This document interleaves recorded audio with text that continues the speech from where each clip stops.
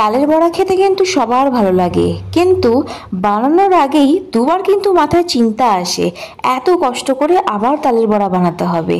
আজকে কিন্তু আমি একদম সহজ উপায়ে বলে দেবো তালের বড়া কিভাবে বানাবেন। বাজারে গেলেই কিন্তু এখন তাল দেখা যায়। আমি একটা তাল নিয়ে চলে এসেছি, ভালো মতন খোসাগুলো ছাড়িয়ে নিয়েছি। আর দেখুন তালটা কিন্তু বেশ পাকা লাগছে। তালের শাঁসটা বার করার আগে একটুখানি জল দিয়ে দেবেন, তাতে কি হবে তালের শাঁসটা কিন্তু খুব সহজভাবে বেরিয়ে যাবে। কিন্তু আপনার তালটা যদি খুব পাকা টুসটুসে থাকে তাহলে কিন্তু জল দেওয়ার কোনো প্রয়োজন নেই। এখানে আমি একটা গ্রেটার ইউজ করছি। আপনার যদি অন্য কিছু বাড়িতে থাকে যেটা দিয়ে আপনি তালের শাঁসটা খুব সহজভাবে বার করতে পারবেন, তো আপনি ওটা ইউজ করবেন। গ্রেটার দিয়ে বার করতে করতে তালটা দেখুন একদম সাদা হয়ে উঠেছে, তার মানে এই শাঁসটা কিন্তু খুব ভালো মতন বেরিয়ে এসছে। এইবারে তালের শাঁসটা আমি ছেঁকে নেব। তালের শাঁসটা ছেঁকে নেওয়া কিন্তু একদম ম্যান্ডেটরি স্টেপ। যদি এটা মিস করে যান না তাহলে কিন্তু বড়াটা খেতে একদম বাজে হবে। তাই জন্য তালের শাঁসটা সবসময় কিন্তু ছেঁকে নেবেন।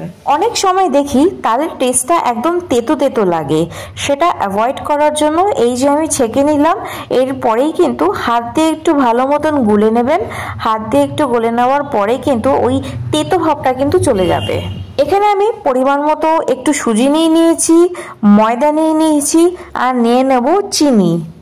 আপনি চাইলে এখানে নারকেল গুঁড়ো আর এখানে কিন্তু মৌরিও দিতে পারেন, কিন্তু আমি একদম সহজভাবে বানিয়ে দেখাচ্ছি তাই জন্য আমি এগুলো কিছু দিলাম না। খুব ভালো মতন মিক্স হয়ে যাওয়ার পরে এটা কিন্তু আমি 15 থেকে 20 মিনিট পর্যন্ত ছেড়ে রেখে দেব। এতে কি হবে, যেহেতু এখানে আমরা সুজি দিয়েছি, এটা কিন্তু ভালো মতন একটু ফুলে উঠবে আর আমাদের তালেটা কিন্তু একদম নরম হয়ে যাবে। মিক্সারটা বেশ ফুলে উঠেছে। এইবারে আমি গরম গরম তেলে এটা ভেজে নেব। ভাজার সময় কিছু জিনিস মাথায় রাখতে হবে, তেলটা যেন খুব বেশি গরম না হয়। যদি খুব বেশি গরমে আপনি যদি এটা ভাজেন তাহলে কিন্তু ভেতর থেকে একদম কাঁচা থেকে যাবে। তাই জন্য মিডিয়াম লো ফ্লেমে এটা আপনাকে ফ্রাই করতে হবে।